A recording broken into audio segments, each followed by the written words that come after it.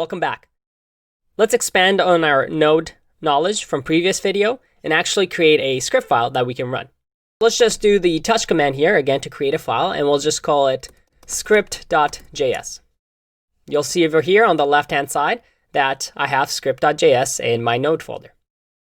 Now within this folder, I can now do anything in JavaScript. I can say const a equals 5. Oh, and that's not the folder that I want. We want to open this, and we'll say const a equals 4, const b equals 5, and then we can just console.log a plus b. If I save this, in order to run the script, all I do is node and then the script name, script.js, and because we're in the directory, it'll know what script.js is, and it'll give us 9. How cool is that? Now, you also see that it exited. It didn't stay in the program. And that is because at the end of the file, once it reads everything and executes it, so the last thing it executes is console.log, it runs process.exit and exits out of the file. Let me show you something.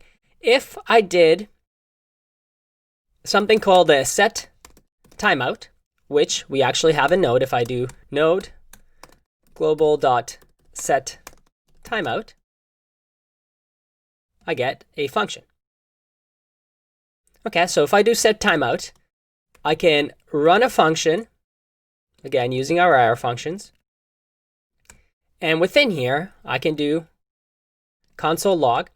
And set timeout is cool because it allows you to say, hey, when do you want this to be executed? And that's the second parameter, and I'll say 3 seconds. So if I save, and I do node script.js, 1, 2, 3, and there you go, 9. And then process exits. Node is smart enough to run through this. Once this is done, ends the process and comes back to the terminal. Very cool. And again, within Node, we can actually use things that might be useful for us based on what global objects we have.